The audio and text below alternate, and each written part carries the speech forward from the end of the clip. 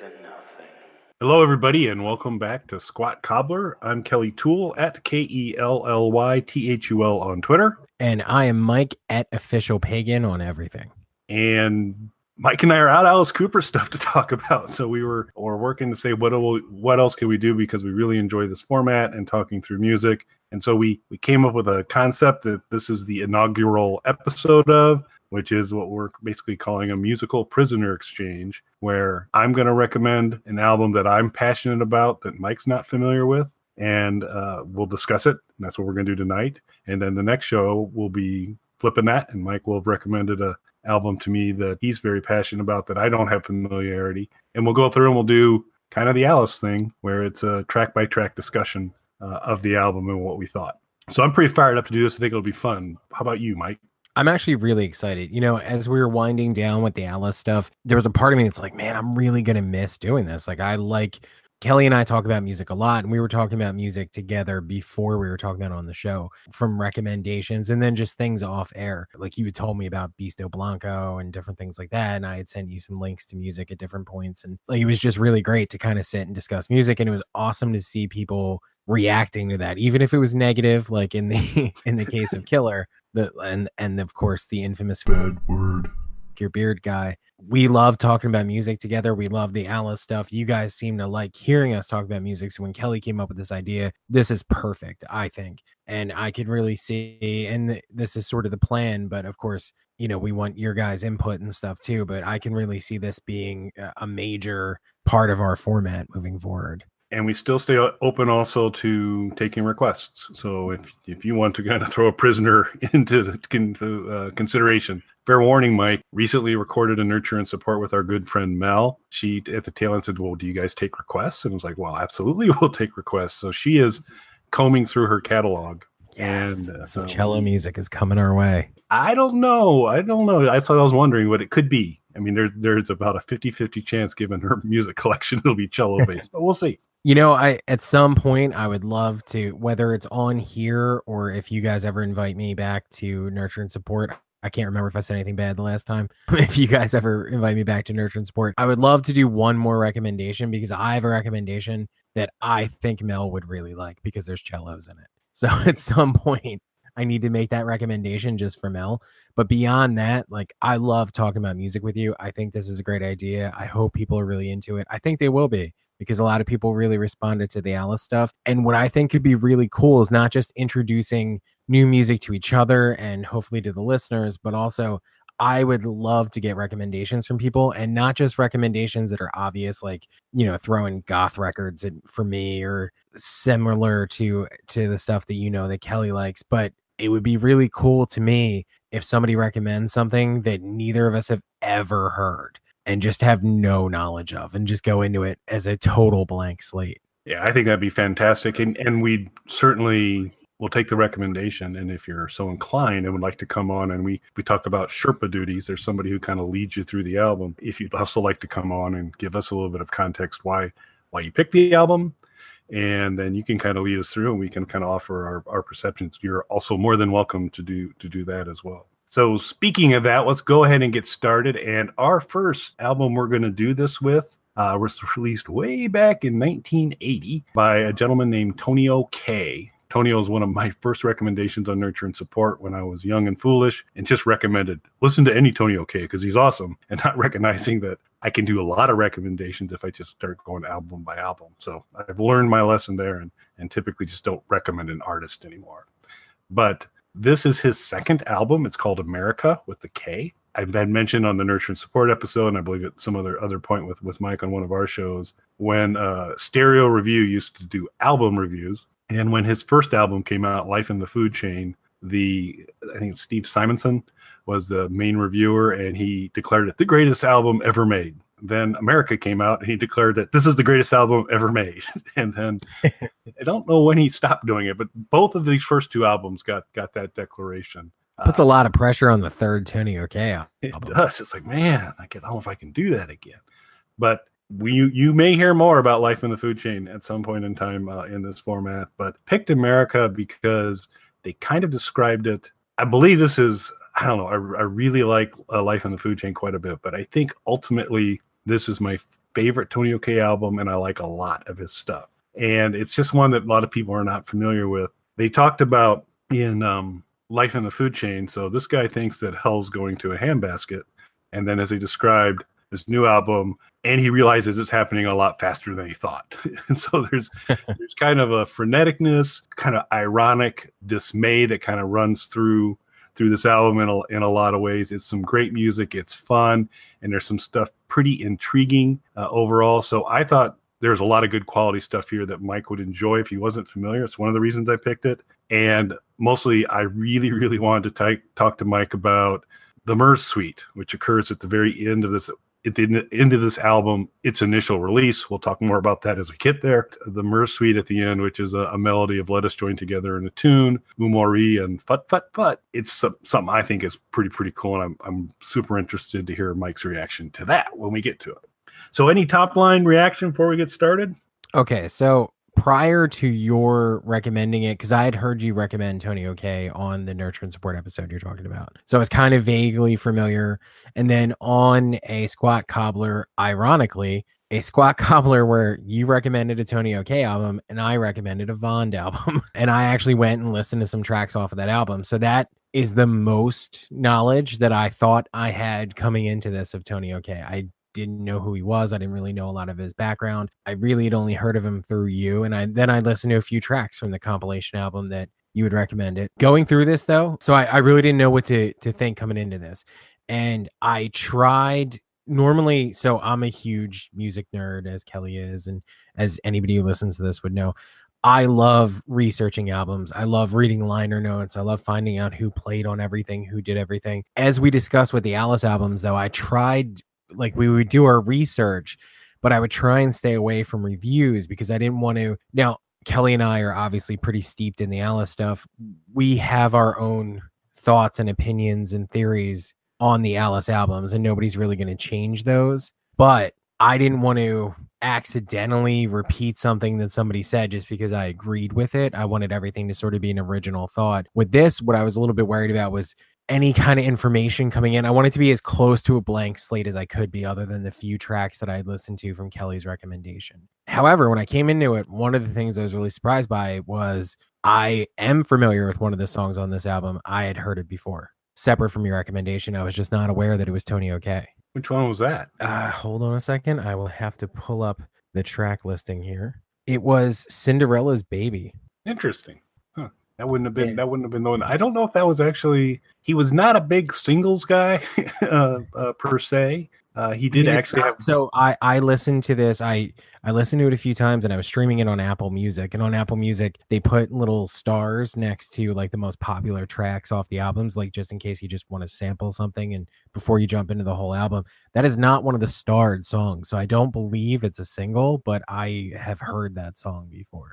Excellent. And so when do we want to, because you were not familiar, there was a kind of a little thing that kind of went on with the track listing. You want to kind of save that till we get to the end of Merzsuite to talk about, or you want to kind of take care of that now? Well, I already mentioned Apple Music, so I might as well kind of just throw it out there now. So apparently at some point, this, because I wasn't familiar and because I didn't do too much research or background into this, because I didn't want to be swayed by anything, I wanted to make up my own opinion, I didn't realize I was listening to a reissued version of the album that had 2 additional tracks on it. They're actually really good songs, but it did actually throw me a little bit because the 2 songs are tacked on to the end. And these aren't like throwaway tracks. These are decent songs. It's just that the album comes to its logical conclusion when you're listening to it. Then there's these other 2 songs that don't quite fit thematically or sonically with the rest of the album. Again, good songs, but they do seem a little out of place. So now, prior to us doing this, I went on Tonio K's website and I was trying to get some information and things like that. Because now, I've already made my notes. My opinions are set on this thing. And then I realized that these are not actually part of the album proper. And I didn't know that because I avoided doing research first. Yeah, cool. And there are 2 really solid tracks. They were on the compilation album I recommended, but they're really good. And my assumption is they were not included, not because of their quality, but there's a vibe with Amerika, and they don't kind of hit that groove like the rest of it does. So still very good songs, but just slightly different. And in tone and delivery, but they're good stuff. So Yeah, they're both really good songs. Like these are not throwaway songs. It's just tonally they don't quite fit. And the one in particular, I'll Wait Here, which comes after the end of the actual album, I really, really like that song. That's a song I'm going to listen to again and again. I really, really liked it, but it actually to me works better separate from this album. excellent. Well, we shall begin our path through Tonio K's America. And it doesn't start off slow. It starts off with a bang with a song called One Big Happy Family. It's the story of how we don't really get along too well as a society. And much like I enjoy Alice for his clever turns of phrases and comments from time to time, Tonio K also has a pretty good wit about him. And still one of my all-time favorite moments in this song.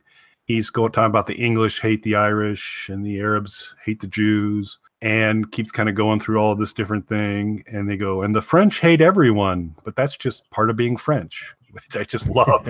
And it hammers in. It's pounding drums. There's some serious guitar going on, and this thing just kind of rolls in a frenetic way to kind of start off about us being a happy family, but not being a happy family so much. Any thoughts on this song, Mike? Quite a few actually. So I other than the couple of songs on the compilation, I didn't know too much about what I was getting into with this. I was actually surprised at this sort of like frenetic like punk energy of this song kicking off the album, which is great. Anyone who remembers when we did our Alice playlist, Kelly chose a lot of first tracks on albums. First tracks on albums are really important to me as well. And this is something that really kicks things off great. I really enjoyed the lyrics. Like Kelly said, just the clever turn of phrase, the same thing you kind of expect from Alice. One of the things that struck me, and this is something I made a note of, his vocal approach, which I wouldn't say is like shrill, but it's like an interesting sort of vocal approach on this particular song. Reminds me of a 80s punk band, late in the 80s though, called the Crucifix. Nope. And so the Crucifix Nope. were not really well known. They were well respected sort of in the punk scene, but they weren't really well known until later in the 90s, and particularly along the East Coast. I'm from Philadelphia. And long after the Crucifix Nope. had disbanded, their debut album Crucifix Nope. was reissued. And Crucifix Nope. on the back of it, apparently on the original release and on the reissue, included a picture that was from a police training video. And that police training video was from the Philadelphia Police Department. And they weren't even aware of it the first time. But on the reissue, when the band had a little bit of history behind them, the Philadelphia Police Department sued the band over this. And it was funny because I was just recently, someone had brought them up to me, and I hadn't thought about that band or listened to them in a long time. Nothing against them, just, I listen to so much stuff. They were a band I hadn't revisited in a while. So hearing this, his vocal approach, the singer of Crucifix Nope. has a really like shrill sort of voice. This is not that, but his delivery put me in mind of that. And then when you get to the chorus and you kind of get hit with that like new wavy synth part on the chorus, I wasn't expecting that at all, but it was really cool. I really liked it. Yeah, it's the interesting thing about Tonio is and we're going to see that basically when we go to the next song. There's a variety of approaches he takes. You will get some punk mojo. You're definitely going to get some new wave and sometimes almost an indie rock kind of sound to it. Well, it's funny you say that because I'm going to mention all of that stuff as we go through. But I was trying to, after listening to this album, I listened to a bunch of the tracks multiple times, and I listened to the entire album 3 times through. And the third time was today, and after listening to it, I was trying to think of how I would sum this up to someone else who is not familiar with Tonio K. If I was going to recommend this record to somebody, the closest I could come up with is like, imagine if Bruce Springsteen wasn't complete garbage and listened to lots of like awesome punk and new wave and was influenced by that. I definitely could see the kind of Springsteen cloning or melding into a couple other styles here, because you do get that, and actually there's one song on this album that people say actually tacks very close to kind of a Springsteen-esque thing-ish, but from Tonio, so it's still very different. So, yeah, I don't know about you. I don't know how much we've ever gotten into this. I don't like Bruce Springsteen. So I've had like zero. I don't have quite the raise your fist and yell of my hatred for oh, Bruce. I I do. clearly do for. See, Bruce Springsteen is a walking raise your fist and yell to me. I've always just been kind of indifferent to him. I've never really found anything particularly compelling about his stuff. It hasn't been onerous to me, but at the same point, I'm not a fan. And this is a great section of this review to get those dislikes rolling in. I'm sure. Also, I'm pretty sure we got our explicit tag by now. I think we got a lock on that. I still am, on the hopes of one day I return to being able to monetize on YouTube. I still will create kind of a version when they do re-review my site many years from now to let me monetize again. I'm gonna want to kind of have my versions of stuff in a way that they're like, well, you got nothing here we could ever advertise on. This part of this episode is gonna prove to be interesting to There see how. was no first song. Yeah, there was this band. I think it'll probably be this band. So we'll see how it goes from there. But okay, it's interesting though, bringing up sort of this Springsteen thing, because I can hear that at certain points through this album. It makes perfect sense to me that people would make that analogy. But I hate Bruce Springsteen. But there are people who bring elements of that. I'm gonna call it, like, just to oversimplify, like blue collar rock into things. And I really like it when other people do it or bring elements of it into it. It's just Springsteen that I don't like. Like, I'm a huge fan of John Caffrey, who did the music most famously for the Eddie and the Cruisers movies. I'm a big fan of his stuff, and he's very much like Bruce Springsteen. And I listen to him and can't stand Springsteen.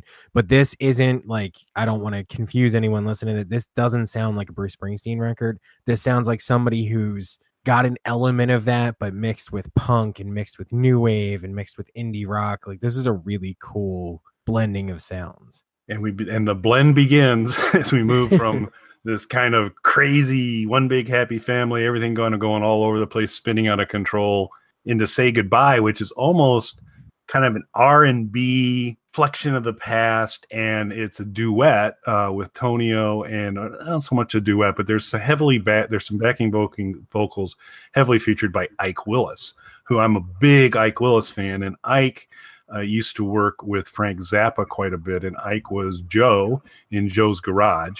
And okay, I knew that name as you were saying. I'm like, why do I know that? Why do I know that? Huge mountain of a man, big, powerful voice. And so you get this kind of intertwining of Tonio, which is a more edgier, blue collar kind of thing, and you get pure soul coming from Mike Willis, who's got just a wonderful voice. And having them kind of interplay and the various things they're saying goodbye to at the end of the song is good. This is actually co-written. Most of these songs are just written by Tonio K. This one was co-written by Nick Van Marth and Tonio K. And Nick Van Marth has a special place in the Tonio lexicon, because when you get to the tail end of this album where there's a lot of growling and guttural noises, that's Nick Van Marth, who Tonio considers the best growler in the business. And so Nick does that. And Nick was also, I believe, the owner of the Hamster Pope John Paul III, who is featured in an outtake track that we won't talk about today. Well, he can be the best growler so long as I get to keep my title of professional screamer. I think those are separate lanes, and you both can be masters of your art there. Good. For anyone who doesn't know, I did guest vocals on someone's album once and was credited with professional screams. That's pretty cool. Thoughts on Say Goodbye, Mike? The first note that I have, I think, pretty much kind of sums it up. Dramatic shift in tone. Just a bit. It's a huge departure from the first song, but I loved that. Like, not that I wouldn't have appreciated a whole album with that sort of frenetic punk energy, but the fact that, right off the bat, you're kind of you make a great song, really kick things off well with the album, and you're not afraid to just take a huge shift. Song number 2, not like work your way into it the way that some albums sort of ebb and flow and they have these peaks and valleys that they build towards. This is just a huge shift right away. I wrote this down, and maybe you're going to think I'm crazy for this, but there's an almost like melancholic tone to this that put me in mind. It doesn't sound like it, but it almost reminded me of like Pet Sounds era Beach Boys. Yeah, I think, and it's interesting, these next two songs, we'll return to some more dramatic shifts shortly, but the next two songs kind of live in a bit of the same universe with, to me, Say Goodbye having a lot more of that wistfulness and melancholy to it. And I think kind of the pet sounds there is a good way to kind of tie that with a little more R&B than the Beach Boys typically brought to the Yeah, table. yeah. I want to stress that it doesn't sonically remind me of the Beach Boys. It's more that sort of melancholic tone to it. Yeah, and Ike kills it, and so that's just that. But it's like, well, okay, so we're in a different place now. Yeah. I'm gonna roll on into Sons of the Revolution, unless there's anything else you've got on Say Goodbye. No, that's it. Okay, so as I just mentioned, Sons of Revolution kind of still stays you're not thrashing out on Sons of the Revolution. Still, the theme is kind of carrying through that things are not good and they're not getting better and we're pretty much screwed. But Sons of the Revolution becomes another bit of an angle on that. Plenty of some very cool organ in this. This is Tonio handles all the vocal duties himself on this. It's a little more dismal and pessimistic, where Say Goodbye is wistful. But it's another very well constructed song, and you do get a whole. I mean, this type of delivery, Tonio's voice is really fits it nicely, and it's got kind of a world weary kind of thing going on to it. It is probably on this whole album my least favorite track, but this is kind of like I'm 18 being Mike's least favorite track on Love It to Death. It's like, okay, of all the stuff, this one might be least, but it's just mostly because like to me, almost all these other songs have like this moment of complete magic in them, one way or another, whether it's humor or just the overall context of the song. And this one is very, very solid and a very good song, but it just doesn't hit that home run at some moment in it to me where the other ones do. But don't get me wrong, I like this song a lot. Yeah, it is really good. And it's kind of like you hit on something where it's sort of like playing in the same sandbox as the previous track, but where to me that was like melancholic. This is more jaded, if that makes sense. Yep. And this might sound really weird, but it has a conversational tone to. I mean, every one of these songs is kind of, leading you along in a narrator sort of capacity.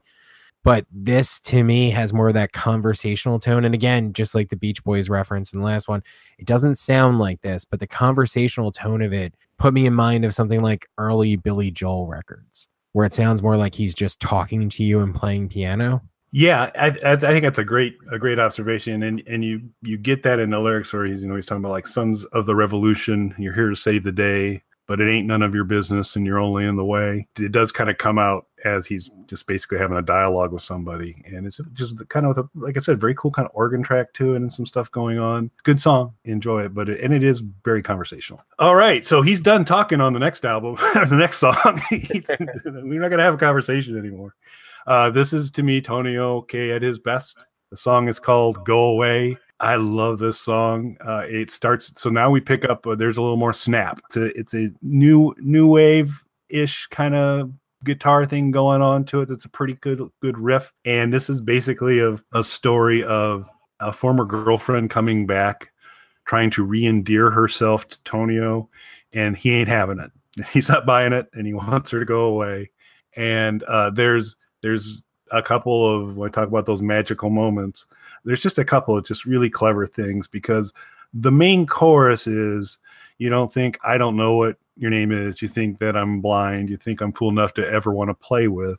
You think I've lost my mind. And then he basically answers all those questions in the next one, of course. Well, I do, and I'm not, and I don't, and it won't matter if you stand here till the cows come home. And so I just found that such a kind of really kind of clever little moment in there, and it's built in there. If you don't, there's another very special little moment lyrically that we'll see if Mike brings up. If not, I'll cap it up here at the end. But I totally love that whole setup and response in the chorus. I thought it was fantastic. Yeah, I really, really like this song. And as soon as I think I was about halfway through it, and my first note is probably Kelly's favorite song. Close. I mean, I love this song, and the Merzsuite at the end is is gonna take the prize. But oh yeah, as soon as I got to that, I knew. But when I heard this, I was like, I understand why Kelly loves this, because just from talking out the Alice albums, I know how you love, and I do as well, but talking about like clever lyrics and turns of phrase. One of the ones that I wrote down for this was something to the I sort of paraphrased here, but you're a spicy little number, but your mind's between your legs. Yes, that was the lyric I was going to mention. Yeah, I wrote that down as one of the ones that stood out to me, and I was like, well, I'm as anyone who listens to us knows, I'm getting an Alice Cooper tattoo. So is Kelly, 100%. But if I was gonna get a Tonio K lyric tattooed to me just based off of this one album, that would have to be it. There's some other stuff coming up for further consideration, which I'll mention. This is a great song, and it just, like I said, it's snappy and funny. And it's a shame because the inner lyrics during one section, he's like, and when that don't work, you start pulling rabbits out your hat, and you're pretty good, but we're not amused. So would you kindly put them back?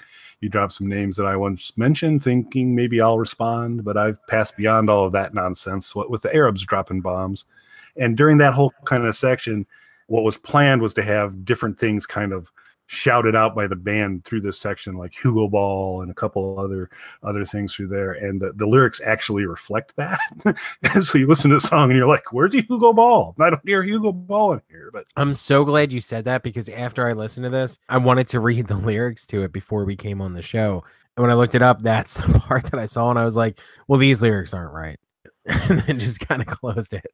And I think it really would have worked, because I get how it would have fit in the song, but this song is pretty solid even without that. But it'd have been kind of cool to put them in. All right, now we'll go to Cinderella's Baby. So we actually kind of return again to a little bit of a softer register. This will be the last stop in the softer register for this album. But Cinderella's Baby is a beautiful song. Again, I'd say, to your earlier point, kind of conversational. And it's a lot about, again, we're screwed. And in this case, he's kind of talking about it's not going to be good. But it's got jadedness kind of again to it again and conversational. And it's a great ballad. Yeah, it's a really good ballad. And like I said, this is a song, as soon as it started, I recognized it within seconds of the opening of the song. So I'm wondering too, because as we're talking, I kind of pulled up the Tonio K Wikipedia page, and we all know Wikipedia is the ultimate source of all true information, but it mentions that many of his songs have been covered before. So I'm wondering if maybe it's a cover that I was more familiar with, since, as we said, that it didn't seem likely this was a single. I think that's a really good chance, and he actually did quite. There are a number of covers of all over the place, from Tanya Tucker doing a song off of Life in the Food Chain to Hey John, actually, the song we'll talk about a little bit later. That one's been done a lot. He's had a number, and then Charlie Sexton, actually, he and Tonio have a relationship, and Charlie has done a number of Tonio songs, and actually Tonio's helped co-write some songs with Charlie. Yeah, so I'm wondering if maybe it's a cover of the song I'm familiar with. But either way, this is a song that I am familiar with. But it's a really good ballad, like Kelly said, and it is, it's back a little bit to that conversational tone. I wouldn't say quite as much, but it's back to that conversational tone. Just a really good ballad, and it's well placed in the album. Like, it's a little break, and like Kelly said, we're really not going to come back down to this register again. Because it's time for him to kind of continue to stake out that we're in trouble, which is the next song, which was co-written by Earl Slick, who has done guitar work with David Bowie in the past. Earl also appeared on the first Tonio K album as well, and Earl's a heck of a guitarist, and you get to hear how good a guitarist he is on Trouble, with this kind of droning guitar, that almost police siren-like guitar that runs through as kind of the backbone of Trouble. Where Tonio's talking about the communists, Muslims, and warmonger Texans are still trying to ruin my life. And he just kind of cranks through it. And the guitar basically being a siren wail through the whole thing. And just, I'm about to just keep looking for trouble. The good song. And I think it, it kind of now kicks back in again. The theme, again, is not good, folks. Things are not good. This underlies it really well. I think it's a good guitar piece. And his vocal delivery on this is pretty cool, as he gets increasingly kind of concerned about how much trouble we're in. Yeah, I absolutely love this guitar riff. As soon as it started, that's what I wrote down. Love this guitar riff. right in the beginning of the song. It's so good. It's simplistic and repetitive, and just super, super catchy. and it just hooks you into the song right away. Even if I didn't like the rest of the song as much as I do. And I do have one minor quibble with it, which I'll mention in a second, but that guitar riff is incredible. I love the way his vocals start. What I wrote down was in the opening kind of sounds, and I mean this in a really positive way, he sounds like a hungover Lou Reed. I could get that from the beginning of the song, absolutely. Like the delivery, and just in the beginning, like the delivery of those first couple lines, and then as the song builds, it's almost like, his energy is kind of building with it. I just thought it was really cool. I thought it was a great vocal delivery. My only one tiny minor quibble on the chorus, they do a gang vocal, and I just don't like the delivery. Like, I feel like it should be more shouted than the way that they do the gang vocal in the chorus. This is a super, super minor quibble. It's a really nerdy kind of thing that I'm nitpicking here, but it's just because I love the song so much, and this is a song I listen to over and over and over again, and it's just the only thing that keeps the song from being absolutely perfect to me. So I can see that. I didn't have as big of an issue with it, but if upon reflection with what you're saying, he is carrying. He doesn't need any help on this song. Right. I would have just dropped it, or they needed to hit it harder than they do. That's all. Yeah, because they don't match. Because basically, he starts drunk Lou Reed, and the anger starts to percolate through him as the song goes deeper and deeper, and it gets kind of reflected. But yeah, I hear what you're saying on that. The guitar riff is just perfect for this song. It's excellent. Yeah, the guitar riff is excellent. The way his vocals build up with the tension, it's just so good. I just wish the gang vocal in the chorus just hit as hard as he does when he's hitting that chorus. Or just not, it's not even necessary to be there. I would agree with that. And again, super minor quibble. So then we go to Girl Crazy. And of this album, this was the one, so I like this song. As I kind of mentioned, like everything on this album. I enjoy this song quite a bit. Little concerned in terms of for this whole thing where it was going to land with you, because this is solid. It's a good song. It kind of starts off with kind of an acoustic guitar kind of thing to it, and it kind of builds up. There's some pretty cool lyrical stuff, musical stuff that goes on, chorus and all that kind of stuff. But it's the fluffiest song on this album. I think you summed that up really well. Fluffiest song on the album. The only thing I would really kind of add to it, I don't dislike it, but what was really interesting to me, and you mentioned indie rock in the beginning, this sounds like, and this album came out in, what was it, 1980? Yep. So this is an album that came out 2 years before I was born, and this sounds like indie rock bands today. I have a friend who's really into current indie rock bands. This could be off of any of their albums. Just switch their singer for Tonio, and this is any current indie rock song, which just shows that this is an album that was very much sonically ahead of its time. It's well crafted, and there's really absolutely nothing wrong with it. But there's a little more juice to everything else. But like I said, it's good. And then because it's kind of interesting because you move it into I'll Buy It, and it's still kind of got some of that pep from Girl Crazy, but it's starting to kind of bring in a little bit more to the Jade and all that kind of stuff. School's still in, but I'm still on vacation. Nice little set of lyrics there. And you start to, on that first One Big Happy Family, you kind of felt like, boy, this band's kind of being barely held together on the seams, and things are going to spin out, and then things get kind of tight for a while.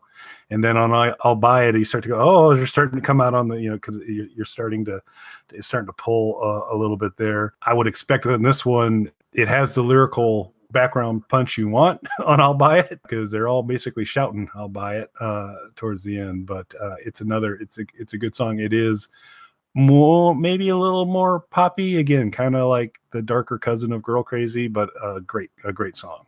Yeah, I really liked it. I wasn't quite sure where it was going to go when it started with that sort of like mock crying in the beginning. Yep. Yeah, that's a little interesting.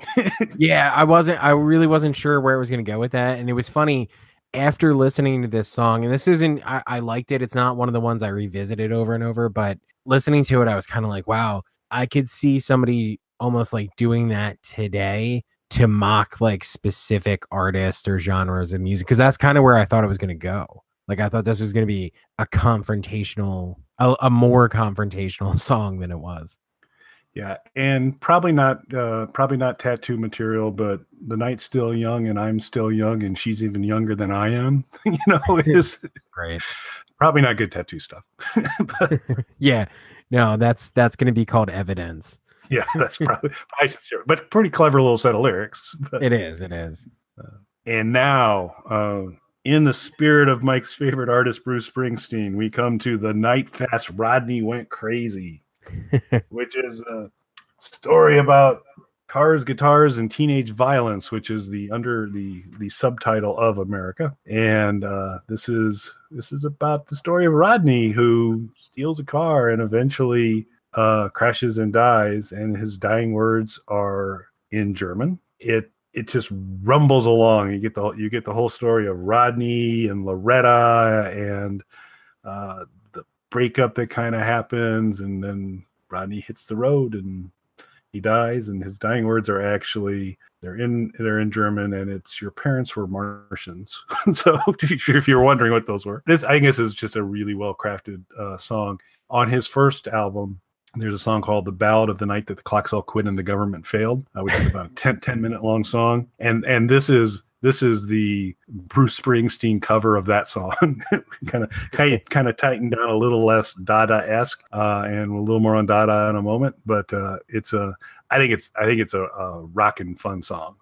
Yeah, it's a really fun song. You brought up the Bruce Springsteen thing, and this song, I think more than anything, sort of encapsulates what I was saying in the beginning of like, this is like if Bruce Springsteen didn't fucking suck, and I might as well say fuck. We already said it like 50 times, and by we, I mean me. You, yeah, pretty much. Like if Bruce Springsteen wasn't terrible and he was really into like punk and new wave, like this is almost like that Springsteen storytelling sort of song, but like a new wave band backing him and him not being terrible. It is such a cool song and so fun, and I do and there is reference to say this is this has a Springsteen-esque flair to it without being kind of knockoff, but there is a wit and clever and storytelling thing that goes on here that is just not like a straight blue collar read on a guy, and it's got the Tonio panache to it, so it's fun. And also, unlike my minor quibble earlier, I actually really like the background vocals that come in later in the song. Yeah, because there's again a pretty good because this just kind of keeps building and building, and the speed and everything's kind of going on, and then as talking about the night fast Rodney went crazy and the dead and the injured ran out of luck, you start to get this kind of more produced backing vocal to it, which is actually it does fit pretty well on there. It put me in mind of like 1970s and 80s like rock musicals. Yeah, I think it's got it almost, and you could like a demented Meatloaf song, Yeah, Meatloaf, no, that's Meatloaf. perfect because in my notes I actually put Meatloaf and Rocky Horror. Yeah, I think it kind of comes right into that space. So good song, really really fun. And speaking of fun, now we get to what is, and Mike was right. Up until listen to this album, I was loving everything. Go Away was that's good. I'm gonna go back and listen to that right away. I love that song. And then this thing comes rolling in, Merzsuite. It's a medley of three songs. Let Us Join Together in a Tune, Umari, and Fut Fut Fut. F-U-T-T, F-U-T-T, F-U-T-T. There's heavy growling, featured particularly in Let Us Join Together in a Tune. That is our good friend Nick Van Marth taking care of that. And basically what happens during the Let Us Join Together in a Tune is progressively the chorus and the song degrade down into where at the very end it's just barking and growling and whatever to the cadence of the chorus. And it just goes crashing then into Umori, which is kind of a little pause, and it's talking about it's sung in French, and he's basically saying Umori, which is kind of like ennui, but I'm an empty suitcase too.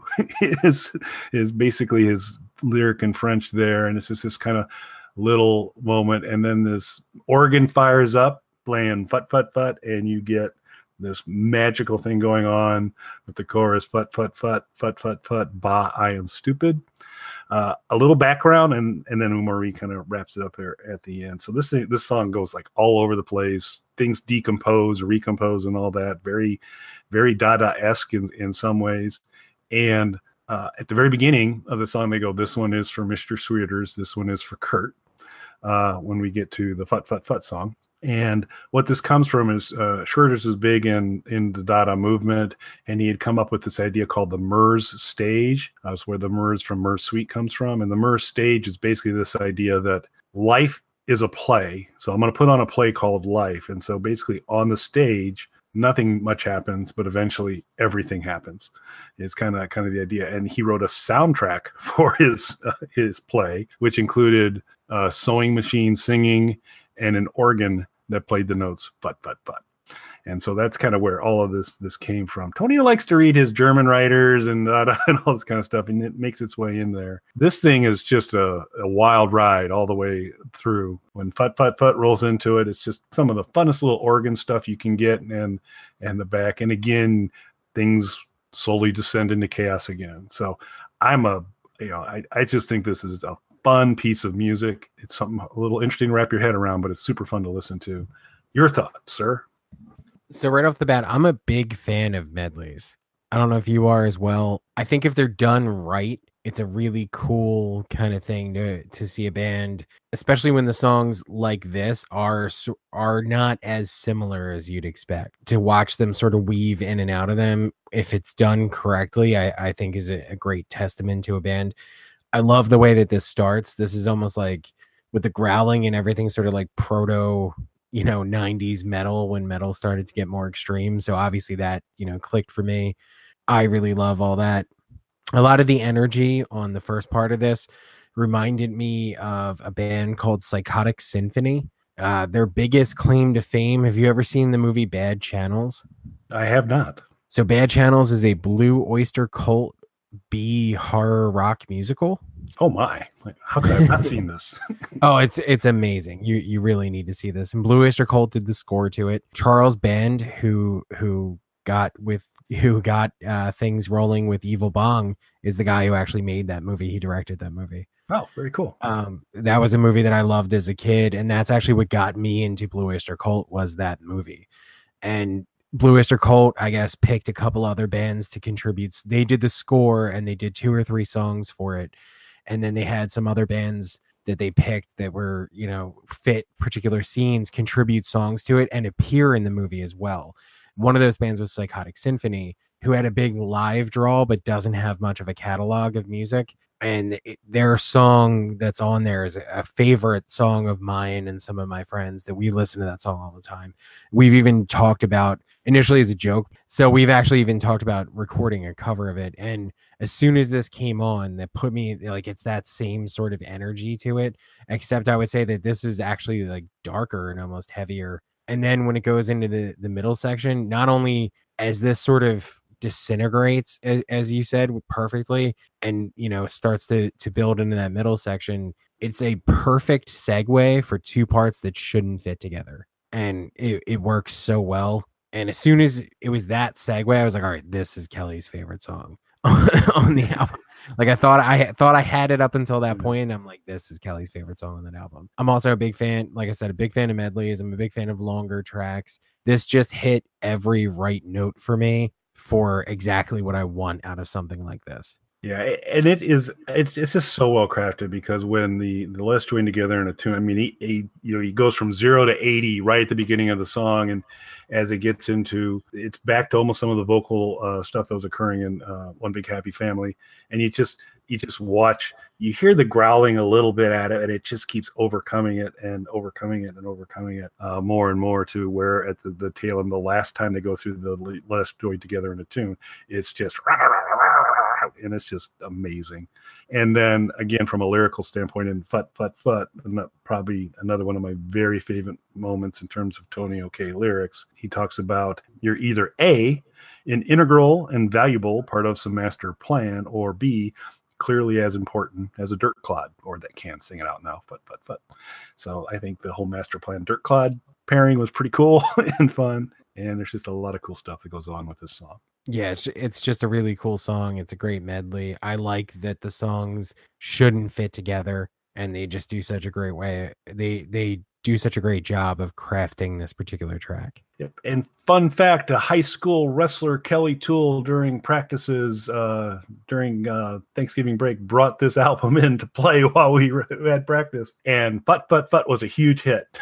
Everyone really liked it. So it was a good. Most of the other stuff they were scratching their head, but they kind of liked the Merzsuite a little bit. So that was kind of fun from there. So that is the album that was released, and this brings the album to a good kind of clean close. Kind of makes sense, but as Mike mentioned, he got a version that tacked on two other songs. I don't know if you want to mention those at all, or think you kind of covered that already. It's up to you. Yeah, I think we more or less covered. They're both really good songs. Like if you go on iTunes now, you're gonna get the 12-track version. Both really good songs in their own right. It's just this makes a logical conclusion to the album. Yep, and it's a fun one, folks. It's kind of a cool cover as well, which I guess that's one of the things we probably need to return to our Alice form and talk about the album art too. Maybe do that at the front in future shows, but. This is a very strange album cover where there's the stylized Tonio K name that is continues across all of his albums. It's kind of a block cursive kind of deal that looks really kind of cool. It's Tonio wearing a kind of fake bird beak and a clearly well-worn, not borrowed leather jacket and some jeans, and Amerika on it in cutout little ransom letters, and it's pretty cool. So I think it's a cover that catches your attention. You don't really know what's inside there, but you can tell this is a man that has thoughts. Yeah, it's a cover that catches your attention, and it's a cover that makes sense for this album. Yeah, I think, and this was, I don't know if this didn't really affect. I really love these first two albums by Tonio. Life in the Food Chain cover likely wouldn't have caught your attention as quickly, but this one's kind of fun, and it kind of sets the tone to say, hey folks, something's wrong. I'm here to tell you about it. All right, there you go, folks. The first music prisoner exchange from Mike and I, Tonio K's Amerika. Next time we get together, Mike, you want to share with the folks what we'll be talking about? We are going to be talking about the album Suicide by Vond. And we'll be able to talk about that cover too. I think that'll be it. There's a few things to say about that cover. And just basically, as a little sneak peek, it's a pretty upbeat toe tapper. That's right. It's it could have finished with Fut Fut Fut. It just you weren't sure which album that came from. As I was prepping for both shows, listening to everything, I was like, okay, was that the Tonio song or is that Vond? But it's Fut Fut Fut is Tonio. So keep track of that in your notes, folks. Well, hope you enjoyed this. We're gonna do a few of these. We anticipated this was gonna be fun. I officially declare it fun, so that'll be. I good. love that. I officially declare it fun. So even if you didn't have fun, Mike, I'm telling you had fun. We will be joining you again after a nurture of support in between us, where we'll be talking about Vond's album Suicide. So with that, thanks for listening, everybody. Thanks, everybody. All